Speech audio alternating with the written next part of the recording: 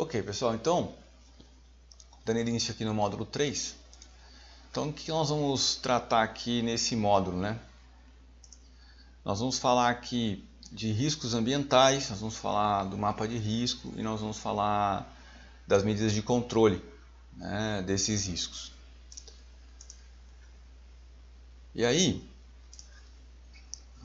peraí que a tela fugiu aqui, aí. Então a gente já falou um pouco sobre isso, né? A gente já tratou um pouquinho aí sobre riscos ambientais, falei o que seria isso, o que seriam os riscos ambientais, né? São aqueles riscos que eles estão presentes no local de trabalho. Por exemplo, a gente tem lá o risco físico, a gente tem risco químico, a gente tem risco biológico, a gente teria um risco ergonômico. Então todos esses são exemplos de riscos, né, no ambiente de trabalho. E o que nós vamos fazer aqui nesse módulo é entrar um pouco mais no detalhe desses riscos. Então quando eu falo em risco químico, do que eu estou falando? Quando eu falo em risco biológico, do que eu estou falando? Então a gente vai falar um pouco mais sobre isso. E também a gente vai falar de como construir um mapa de risco, de como elaborar. Tá? E aí depois do EPI e do EPC. O EPI ele é bem conhecido de todos, né? Medida de proteção individual. E o EPC nada mais é do que os equipamentos de proteção coletiva, né? Então não são aqueles equipamentos que servem para a proteção de todos. Por exemplo, um guarda-corpo, poderia dar um exemplo também de um extintor. Tá? Então seriam essa variedade aí de equipamentos que faz a proteção coletiva. Ou algumas literaturas chamam isso de medida de engenharia, né? E aqui a gente chama de EPC.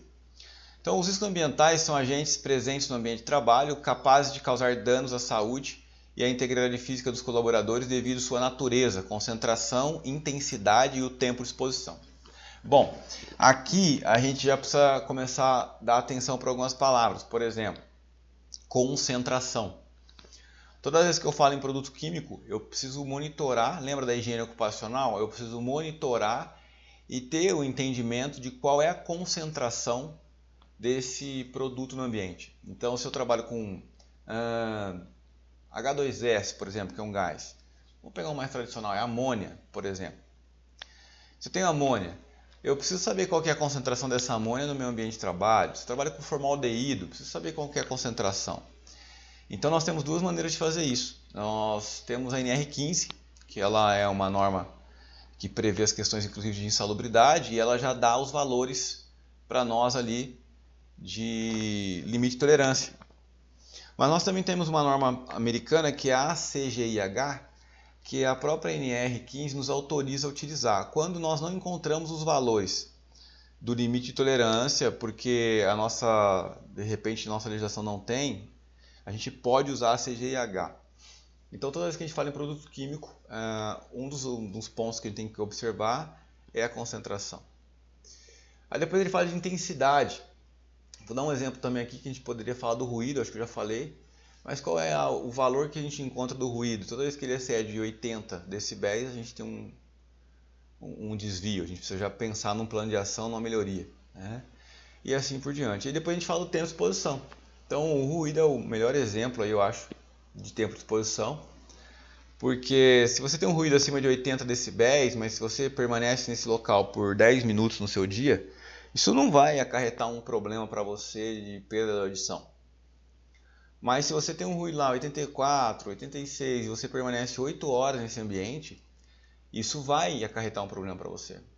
E assim funciona inclusive para outros agentes, como os agentes químicos que a gente comentou há pouco. Então, quanto tempo o colaborador fica exposto a esse produto? E aí quando a gente fala em produto químico, por exemplo, ele tem sempre dois valores. Ele fala, tem um valor teto, que é, ou seja, esse valor que jamais, em nenhuma hipótese, ele pode ser ultrapassado. Aí às vezes tem um valor que é o TWA, que fala assim, esse aqui não pode ser ultrapassado no período de 8 horas. Né? O que significa isso? Que se o colaborador fica menos que 8 horas naquele ambiente e essa concentração existe, mas não está nesse valor, ainda poderia ser aceitável. Claro que a gente já toma medidas, né? A gente vai trabalhar sempre na prevenção. Mas tentando explicar um pouco esse contexto seria isso. Então a importância de avaliar a concentração, tempo de exposição, intensidade, para que a gente possa realmente ter uma boa análise de risco e a gente consiga entrar aí com as medidas de controle. Então esses seriam alguns exemplos aí. A gente vai falar mais disso, tá? Só uma introdução. Uma das atribuições da CIPA é a identificação e relatar os riscos existentes nos setores e processos de trabalho. Para isso é necessário que conheça os riscos que podem existir nesses setores. Então, solicitando medidas para que os mesmos possam ser eliminados e ou neutralizados. Nem sempre nós vamos conseguir eliminar o risco. Esse é o mundo ideal, né? A gente sempre pensa, no primeiro momento, em como eliminar. Mas não tem jeito, né? Nem sempre é possível. Então a gente vai tentar neutralizar ou controlar. Então, esse controle pode sim ser pelos EPIs, mas o EPI, né, tem que ser sempre a nossa última alternativa. Então, primeiro a gente vai tentar a eliminação. Eu posso eliminar esse produto? O que seria isso? De repente, a troca de uma matéria-prima. Olha, a gente usa uma matéria-prima aqui que ela é carcinogênica, mas a gente tem uma outra matéria-prima que faz a mesma coisa, entre aspas, e ela já é um produto menos nocivo para o ser humano, né? Essas coisas, esses produtos eles existem, né? Mas é claro que às vezes envolve custo, né, altíssimo. Então nem sempre a empresa quer adotar, ou até mesmo a qualidade do produto acaba sendo impactada, né? Então nem sempre funciona. Eu lembro que na faculdade eu fiz engenharia ambiental. No meu TCC a gente fez uma experiência de criar um fertilizante fazendo uso do abacaxi. E o que a gente estava mostrando ali? Que a gente conseguiria substituir o ácido sulfúrico, que ele é utilizado, utilizando o próprio abacaxi, que também é ácido. Então, dá certo, né? A gente conseguiu até comprovar isso, né? A gente fez lá plantou lá um monte era tomate? Acho que era tomate.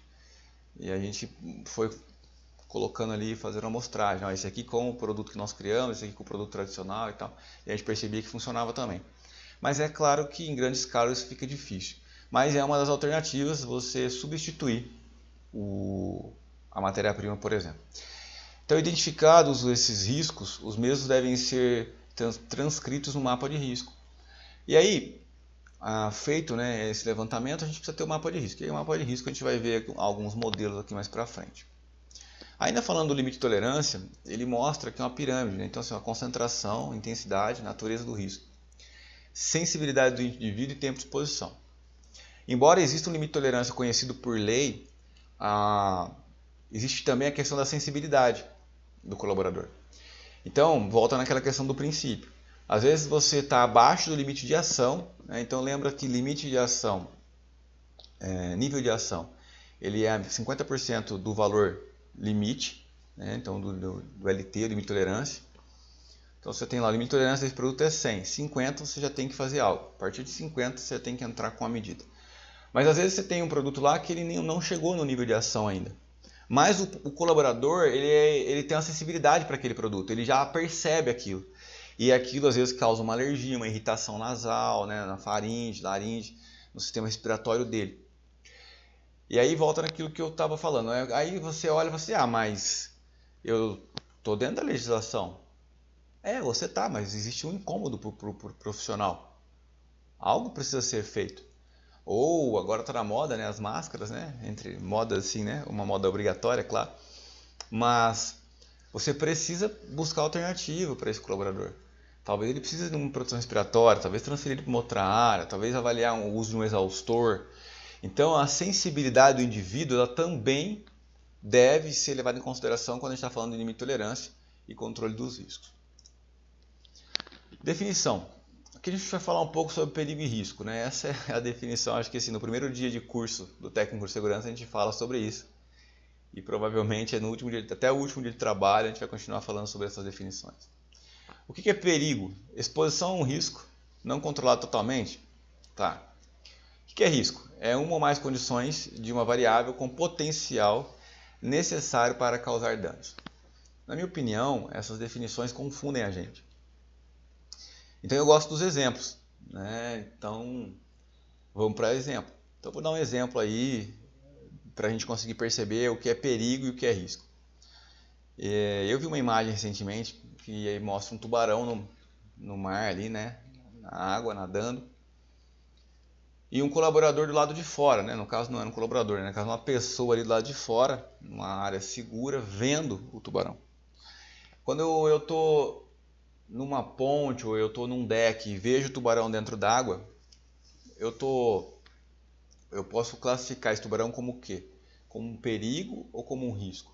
Como um perigo. O tubarão ali, naquela bacia, naquele oceano, é o perigo. E qual seria o risco? O risco é ser atacado por esse tubarão. Só que por eu não estar exposto, eu tenho um risco controlado. Eu estou num deck, o tubarão não tem como me alcançar ali, me atingir. Eu estou dentro de um barco, um barco seguro, não uma canoa. Eu estou vendo o tubarão, mas ele não tem o que fazer comigo. Então, embora o perigo ele exista, o risco em si está sob controle. E é isso que a gente precisa entender aqui. O perigo ele já está lá, ele existe, e muitas vezes a gente não atua nele. Deixa ele lá, tá tudo bem, desde que eu não me exponha a esse perigo, porque daí eu vou me expor ao risco. Então esse é um exemplo que eu acho mais simples de identificar o que é um perigo e o que é um risco. Então a gente pode dar outro exemplo, por exemplo, uma viagem de avião. O voo em si, o transporte em si, o próprio avião ali, a gente pode entender isso como um perigo. E qual que seria o risco? O risco é a queda. Então se o avião está passando e eu estou aqui no meu apartamento vendo o avião, está tudo bem? Mas existe o risco dele cair na sua cabeça. Existe o risco dele cair na minha cabeça, exatamente. É por aí. Mas o risco está sempre associado à queda desse avião. E o perigo ao processo ali em si, ao transporte e tal. Então, alguns exemplos assim. E aí a gente pode levar isso para a nossa fábrica. Então, eu tenho lá um torno, uma prensa. Essa prensa, ela oferece risco para o colaborador se ele se expor a isso, se ele não tiver um sistema de proteção. Se ele colocar a mão ali na área que oferece o perigo, ele agora está exposto ao risco. Que risco? O risco de perder um membro, por exemplo, de um prensamento, um corte. Então, isso que é perigo e risco seriam esses exemplos. E aqui nós vemos a classificação. Então, como que nós classificamos os riscos ocupacionais? Então, eu tenho risco físico, eu tenho risco químico, eu tenho risco biológico, eu tenho risco ergonômico, então eu tenho risco de acidente. O que são riscos físicos? Então, eu quero mostrar para vocês. Risco físico é ruído. O que ele causa? Qual que é a consequência? Ele causa cansaço, irritação, dores de cabeça, diminuição da audição, problemas no aparelho digestivo e taquicardia. Outro risco físico, vibração. E aí, uma série de consequências. Taquicardia novamente, aumenta a pulsação, cansaço, irritação, postura, choque, fadiga e aí vai. E pode chegar até a causar hipertensão, perturbação das funções digestivas. Então é assim, comum. O que seria o exemplo de uma vibração? Um trabalhador, por exemplo, trabalhando numa empilhadeira, num piso que não é um piso flat, não é um piso liso, e ele usando a empilhadeira ali, uma empilhadeira que de repente é para um piso mais de um ambiente logístico ali, um piso mais acabado, um negócio bem feito. Então ele fica ali o dia inteiro, vibra, ele vai causar um desconforto. Então pode causar, inclusive ao longo do tempo, uma doença do trabalho. E o calor? O que o calor pode causar? Cansaço, irritação, dores. Quando a gente está trabalhando aqui no escritório, por exemplo, e está muito quente, você já fala, não está dando, liga esse ar-condicionado aí, pelo amor de Deus. Já ficando sonolento, cansado, leseira, no português, causando leseira. Então esses são alguns exemplos que a gente poderia dar aqui do risco físico. Existem outros, a gente pode falar agora aqui, por exemplo, da questão de temperatura, ainda, falar do frio, por exemplo. O frio ele também acarreta alguns problemas, até mesmo feridas, queimaduras, o próprio frio pode causar queimaduras, necrose de pele, enfim. Então tem uma série de agravos aí que pode vir mediante a uma exposição ao frio. Então a gente tem que monitorar tudo isso. E a NR15 nos ajuda nisso, lembra que a gente comentou? Então assim, qual é o limite de tolerância para temperatura, até que temperatura o cara pode estar exposto. Então você tem um valor ali, né? E no caso da temperatura, né, você tem que sempre associar com o tipo de trabalho. Trabalhos pesados, você usa um valor, né, o trabalho mais tranquilo ali no escritório, é um outro valor. Então isso tem uma tabela que você usa lá dentro de um dos anexos da NR15 que te dá essa informação. Aí dentro do risco físico ele fala sobre radiação não ionizante. O que seria uma radiação não ionizante, né? Então, e quais seriam as consequências dela? Queimadura, lesão nos olhos, na pele e em outros órgãos, né? Então aqui a gente poderia dar um exemplo, por exemplo, do sol, né? Uma radiação não ionizante, mas que prejudica, que queima e causa lesão, né? Então, e por que falar da não ionizante? Porque existe radiação ionizante e essa pode causar alterações celulares, câncer, né? Problemas visuais. Então, quando a gente pega um colaborador e expõe ele a fazer uma série de raio-x, exames de raio-x desnecessariamente, está expondo ele a uma radiação ionizante, que muitas vezes não é necessário. Aí a questão da umidade, né? Doença do aparelho respiratório, né? Então quedas, pode causar quedas, doenças de pele, doenças circulatórias. Então aquele trabalhador que trabalha na chuva ali, porque ele trabalha numa área mais operacional, em algum momento ele precisa sair, aí molha o calçado, fica o calçado todo molhado. São pontos que a gente tem que observar. Pressões anormais, né? Então, esse muito grave, né? Essa profissão ela é muito utilizada na Petrobras, por exemplo. São os mergulhadores. O pessoal mergulha para fazer manutenção nas plataformas aí de petróleo. E pode causar várias doenças graves, né? Como embolia, por exemplo, né? Que são bolhas no sangue, né, causado pela questão aí da pressão. Inclusive são pessoas que têm uma aposentadoria muito precoce, quem trabalha com isso, porque o risco é muito alto e o prejudicial da saúde é muito alto. É uma operação insalubre aí, eu diria. Então tem que ser observado esses fatores. Problemas cardíacos, pulmonares, cerebrais, né, tem uma série de problemas aí que podem acarretar, inclusive o risco que eu vejo claramente de morte, porque é um trabalho que se o cara não observar os equipamentos dele, não olhar bem no detalhe, não tiver bastante familiarizado, não fizer análise de risco, é muito fácil ele ficar sem oxigênio, por exemplo, né? Ou mesmo ter uma embolia pulmonar aí, por exemplo. Então aqui no risco químico agora, então a gente falou do risco físico. O risco físico ele é sempre representado pelo verde, tá? E aqui no risco químico a gente é representado pelo vermelho. São substâncias compostas ou produtos que podem penetrar no organismo. Então eu via de penetração, né, é algo que tem que ser levado em consideração, da frequência e duração da exposição e a suscetibilidade do indivíduo, né, e aí também a dose, né, acabei pulando um item ali. Então tudo isso influencia ali na exposição. Tá, mas o que é esse risco químico? É só produto químico, literalmente? Não necessariamente, né? Se você falar sobre poeiras, também. Mas que tipo de poeira? Pô, você tem um monte, tem poeiras minerais, tem poeiras alcalinas, né? Então, aqui dá alguns exemplos, mas se você pegar ali dentro de poeiras minerais, você tem sílica. Qual que é a consequência da exposição à sílica? Silicose, né? Que é uma doença muito conhecida no nosso país, porque historicamente, você pode ter uma pesquisa aí, teve N pessoas infectadas, na verdade não infectadas, né? Mas que se exporam, tiveram exposição, perdão, a sílica e adquiriram essa doença silicose. O abesto, né? Então aí a abestose, que é uma outra doença. E aí vai. E essas doenças elas infelizmente foram comuns aqui no nosso país, no Brasil, e perdeu-se muitas vidas, né? De maneira precoce por conta disso. E uma questão que entre parênteses é simples, né? A proteção respiratória já conseguiria proteger o colaborador, mas em 1900 bolinho não tinha.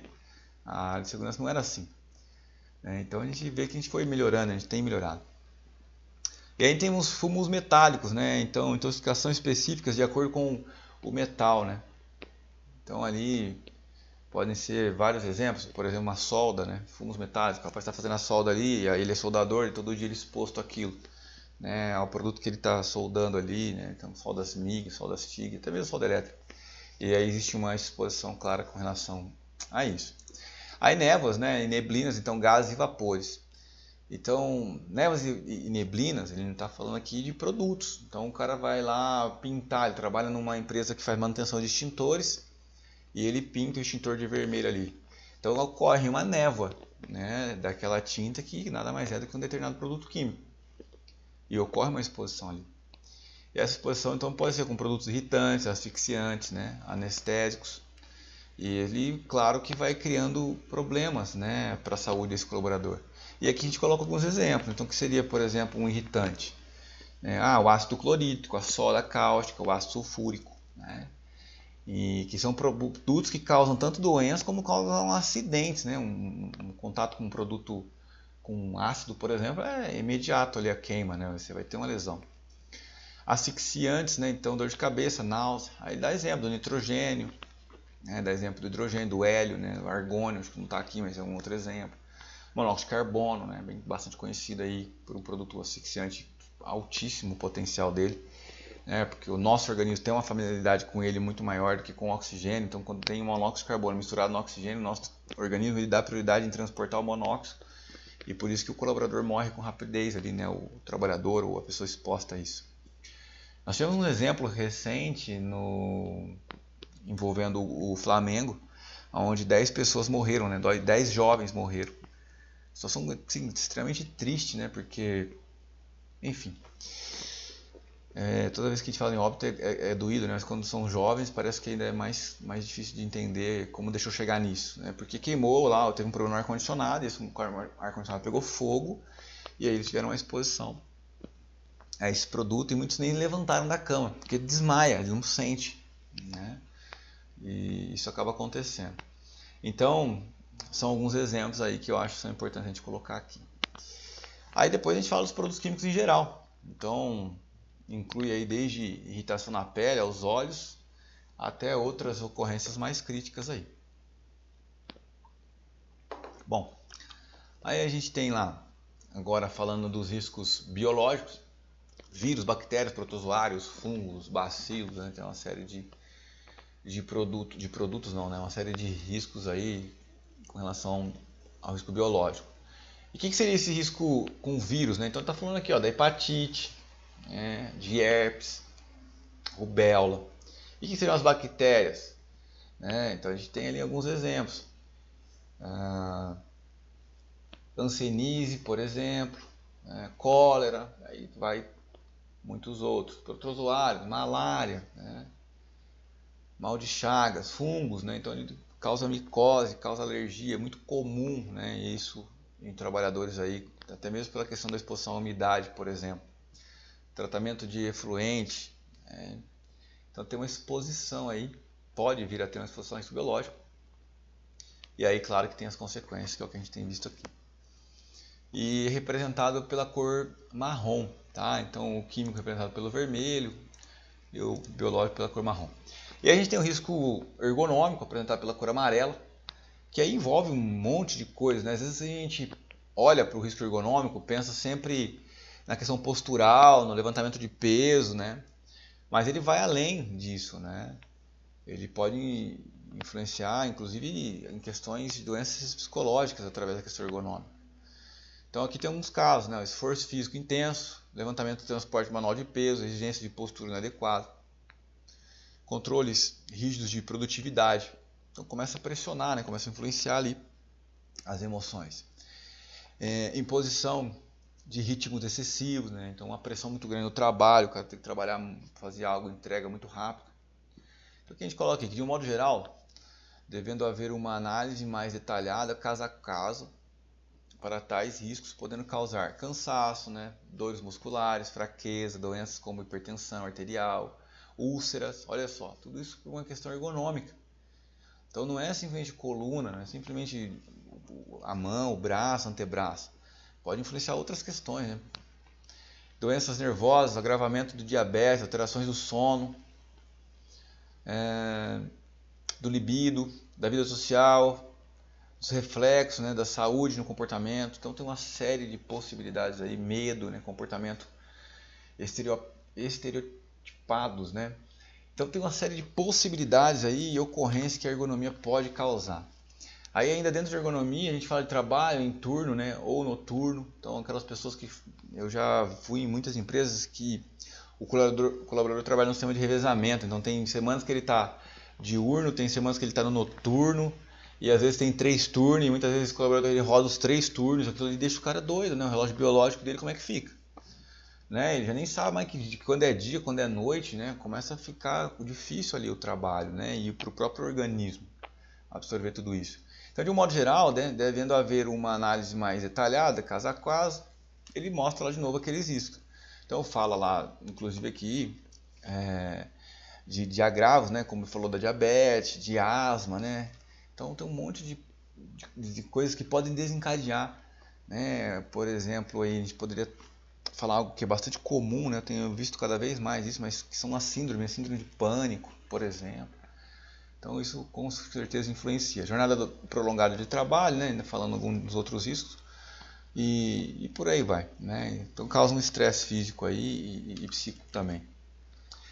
Risco de acidente, né? Então a gente fala aqui na cor azul, então arranjo físico inadequado. Então, por exemplo, máquinas e equipamentos sem proteção, ferramentas inadequadas ou defeituosas, iluminação inadequada, eletricidade, probabilidade de incêndio e explosão. Então aqui no azul, nós falamos de risco de acidente. E esses riscos de acidente podem ser vários, né? Então, a gente olhar isso. Como é que eu levanto os riscos de acidente da minha empresa? Fazendo inspeção, fazendo análise de risco. Quais são as consequências desses riscos? Acidentes com lesões diversas, desgastes físicos, doenças profissionais ou do trabalho. Entende? Então, tudo isso precisa ser monitorado, tudo isso precisa ser acompanhado, a gente precisa ter conhecimento dos riscos que nós e os colaboradores estão expostos. Aí ele fala de armazenamento adequado, animais peçonhentos. Animais peçonhentos é outro que vira e mexe acontece. Né? Talvez na nossa realidade, que quem trabalha num escritório tal, menos, mas você pega pessoas que trabalham no campo, por exemplo. Pega o próprio pessoal aí, quando eu falo campo, né, não estou falando pessoal de lavoura, não é isso. O pessoal que trabalha na operação aí, pegar um pessoal de telecomunicação, por exemplo, que está na rua aí, subindo, batendo escada em poste, fazendo manutenção na parte elétrica, né, questão da internet aí hoje, que é um item prioritário, né, para todo mundo precisa usar a internet. E às vezes ele sobe ali, ele se depara com um cacho de abelha, com um marimbondo, então existe um risco ali também, que muitas vezes não é percebido, não é observado. E aí acaba que o cara sobe, ele se depara com um cacho de abelha lá, um enxame, e aí ele, na ânsia de descer, acaba nesse momento um acidente de trabalho de queda, envolvendo queda, por conta de um animal peçonhento. Então as coisas estão muito relacionadas. Então precisa sempre existir uma análise preliminar dos riscos. Uma observação deve ser feita. Os treinamentos presenciais eu sempre brinco com o pessoal e pergunto: você já fez uma análise de risco hoje? E muitas vezes o pessoal me responde: não. Fala: você fez? Porque como você chegou até aqui? Como que você entrou no teu carro? Como você tirou seu carro da garagem? Como que você pegou um ônibus? Como você pegou um Uber? Você fez uma análise de risco. Quando a gente sai da cama, a gente já faz análise de risco. Para a gente tomar cuidado se a luz ainda deve estar, teoricamente, estar apagada. Então você vai ali tateando parede, muitas vezes você sabe que, tem o tapete ali, toma cuidado para não tropeçar nesse tapete. Né? Se de repente, sei lá, você tem um pet, o cachorrinho dorme dentro do quarto, aí você vai levantar, você não quer pisar nele. Aí depois você vai fazer sua refeição. Novamente, você tem que ter uma análise de risco, não se queimar, você tomar cuidado com os equipamentos, verificar se a porta do micro-ondas realmente foi fechada direito. Né? Quantos acidentes ocorrem com micro-ondas, que abre a porta do micro-ondas, na hora que vai tirar o produto ali, né, que você estava aquecendo, aquele negócio sai fervendo, queima a mão. Então a análise de risco é o tempo todo. Não é só no nosso trabalho, mas na nossa casa também. E uma coisa está muito relacionada à outra. Quando você faz análise de risco com mais frequência, você começa a deixar mais sensível a sua percepção de risco. Você consegue observar mais os riscos, você consegue enxergar com maior facilidade os riscos. Coisas que muitas pessoas têm dificuldade. Né? Então são coisas importantes aí que estão relacionadas ao risco de acidente. Então sempre vão ser 5 riscos, tá? O verde, que ele vai falar sempre do risco físico, tá? O vermelho, que ele sempre vai falar do risco químico. E o marrom, que sempre vai falar do risco biológico.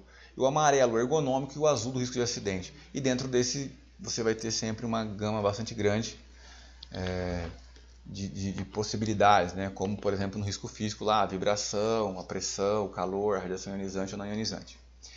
Aí aqui reforçando um pouco o que a gente viu, né? Então no vermelhozinho eu vou ter lá o risco químico, então fumos, vapores, gases, névoas e outras substâncias. No marrom eu tenho ali o biológico, vírus e bactérias, parasitas e bacilos. E no amarelo eu tenho ali a questão da ergonomia. lembrando, né, eu gosto sempre de reforçar isso, que não é simplesmente a questão dos esforços repetitivos, o levantamento de peso, tá? Existe uma preocupação com o psicológico realmente muito grande aí, que a ergonomia também prevê. E o azul, que a gente acabou de falar, são os riscos de acidentes aí, tem uma variedade bastante grande. E aqui a gente fala assim, ó, vamos testar o seu conhecimento, né? Então isso aqui é uma brincadeira, né? Então eu vou pedir para você aí, tenta ler o que está no slide aí, ou melhor, né? Tenta me falar a cor que você enxerga, né? Então tá escrito ali amarelo, mas quando você vai falar, você fala verde, né? Você fala azul, isso aqui tá escrito azul, mas você quer falar vermelho, né? O teu cérebro te confunde ali. Então é uma brincadeira aqui com essa questão das cores aí, para a gente perceber como pode ser confuso, né? Como o nosso cérebro funciona. E aí a gente vai para o mapa de risco, né? Então o mapa de risco é a representação ali do seu ambiente de trabalho, aonde você vai apontar os principais riscos por cores e tamanho da circunferência.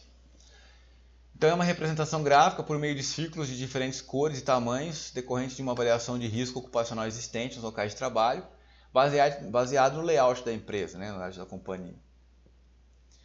Então, o mapa de risco ele é feito e deve ser revisado a cada gestão da CIPA. Então é importante isso. E ele surgiu, né, há bastante tempo, então ele fala sobre datas aqui também. Qual que é o objetivo do mapa de risco? Informar e conscientizar. Contribuir para reduzir e eliminar ou controlar riscos. Diagnosticar novos problemas, diminuir a ocorrência de acidentes. Possibilita ainda a troca e a divulgação de informações durante a elaboração e estimula a participação nas atividades de prevenção. Então, um mapa de risco bem feito, bem elaborado, ele nos auxilia inclusive no levantamento de risco, na interação das pessoas, na interação da CIPA, que as pessoas passam a se conhecer melhor, que a gente possa trocar figurinhas ali e compreender mais sobre os riscos. Discutir, por que a gente vai colocar o círculo aqui desse tamanho? Será que realmente é um risco grave? Será que é um risco baixo, médio? Então essa discussão ela enriquece, né? E a primeira fase do mapa de risco é o reconhecimento, conhecer o processo de trabalho no local em questão, apurando os trabalhadores, então o número de pessoas, o sexo, masculino e feminino, a idade, a jornada de trabalho. Instrumentos e materiais de trabalho, atividades exercidas em si e o ambiente. Então essa é a primeira fase, o reconhecimento. Conhecer o local, tirar fotos. Eu gosto de fazer mapa de risco com foto, quando são lugares que permitem, né, uma sala pequena, um local pequeno, coloca foto, né, isso valoriza, fica mais claro. Mas não dá para fazer. Então vamos para a planta baixa. Tem que ter a planta baixa, né, pode ser um croquis, onde você vai identificar ali os riscos para cada área. Então, fase de identificação dos riscos. Quais são os riscos que eu tenho ali no meu almoxarifado, na minha área logística, por exemplo, na minha manutenção, na minha produção. E você vai apontar ali. Eu tenho risco físico, tenho risco biológico, tenho risco ergonômico e ou de acidente. Então, aqui identificação de medidas preventivas. Então, o que eu faço para controlar esses riscos que eu já identifiquei? Então, são medidas de proteção coletiva, medidas de organização do trabalho, proteção individual, de higiene e conforto. Então, aqui são exemplos. Quando a gente trata, a gente poderia abrir aqui medidas de proteção coletiva. Quais seriam elas? Então, você tem uma gama ali de medidas de proteção coletiva. E de organização do trabalho, né? Medidas que eu gosto também de chamar de administrativas. Você, por exemplo, limitar, né? Olha, você que é da área B não precisa acessar a área A, porque a área A tem ruído, você nem recebe protetor auricular. Então, a sua área é essa. Eu tenho uma área insalubre. Não tem que meu colaborador não entrar lá se ele não faz parte daquele trabalho. Por que eu vou deixar ele se expor? Então, a organização do trabalho nos auxilia também dessa maneira. Identificação de indicadores de saúde. Então, identificar os indicadores de saúde através das queixas mais frequentes, comuns entre os trabalhadores. Doenças profissionais diagnosticáveis, né, ou diagnosticadas. Causas mais frequentes de ausência ao trabalho.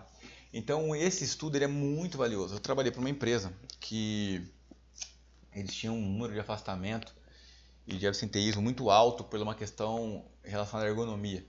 Muitas pessoas reclamam problema na lombar, problema de dor problema na coluna, dores no ombro, e isso causava um afastamento bastante significativo. E o que a empresa decidiu fazer? Contratar um ergonomista que fosse fisioterapeuta para que ele acompanhasse as atividades dentro do local de trabalho, para identificar por que de tantas lesões, né? Onde que o pessoal estava se machucando, onde estava acontecendo. E ele fazendo esse trabalho, ele descobriu que faltava muito ali para esse pessoal, era treinamento, né? De como fazer as tarefas de uma maneira mais correta do ponto de vista da ergonomia. Fizeram melhorias, trocaram máquinas, né? Diminuíram pesos, e no passar do tempo, foi mais ou menos uns 12 meses, eles conseguiram fazer um relatório, mostrar, né, através de um relatório, o antes e o depois, através desses indicadores. Olha, quantas horas foram perdidas no ano passado com relação a acidente do trabalho. Acidente do trabalho, não, perdão, afastamento, com esse CID, né? CID é um código que o médico coloca no seu atestado indicando qual é o tipo de afastamento ali. Então o CID da coluna, não lembro os números aqui, mas sei lá, 0,3, estou inventando esse número.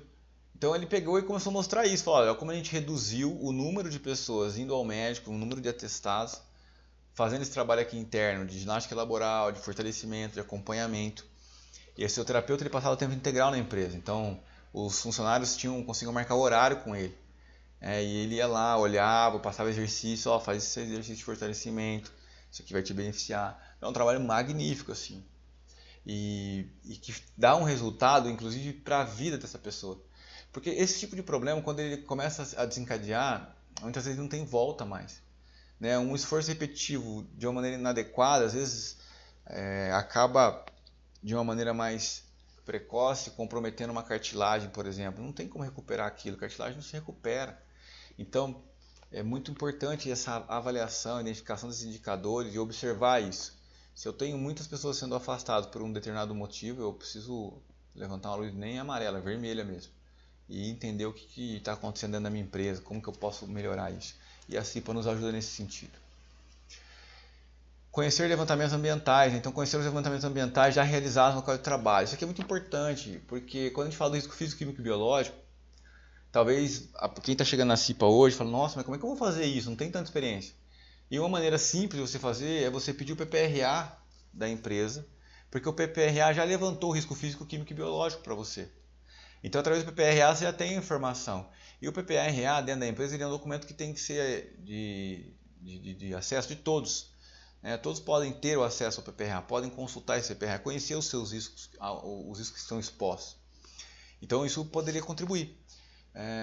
O PPRA em breve sai de cena, né, e entra o PGR, mas enfim, não tem mudança. Então, esse PGR também, o GRO também, que são novos programas aí que vão entrar aí em 2021. Então, é importante que a CIPA tenha acesso a essas informações, tanto o PPRA quanto aos últimos acidentes, enfim.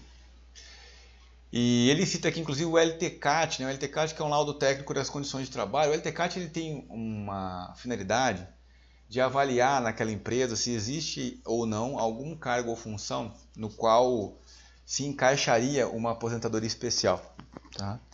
Esse documento existe uma confusão muito grande com relação a ele, porque às vezes o pessoal quer colocar periculosidade dentro do LTCAT, insalubridade, quando na verdade ele é um documento previdenciário e que tem finalidade apenas com aposentadoria. Mas que também pode ser acessado aí pela CIPA para ter informações.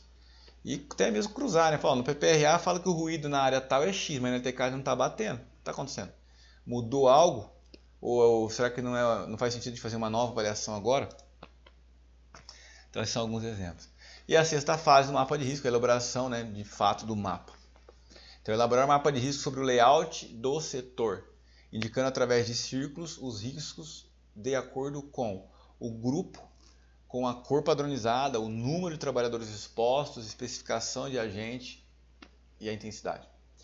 Então a gente vai trabalhar o mapa de risco dessa forma. Então você tem ali um círculo menor, é o pequeno, o risco médio e o risco grande.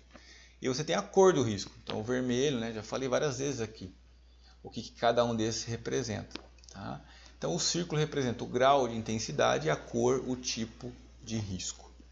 E se eu tenho mais de um risco no ambiente de trabalho? né, na mesma sala, no mesmo setor, você vai dividir o teu mapa de risco e não tem problema nenhum em fazer isso.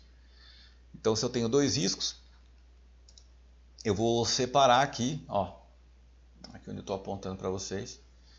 Se eu tenho 3 riscos, eu tenho 4 riscos naquela área. Tá bom? Então é isso. Mapa de risco é isso. Eu quero mostrar aqui alguns vídeos para vocês agora. E para que a gente possa ver como que isso funciona aí para ajudar, né, a gente a compreender melhor isso. Então tem alguns vídeos aqui.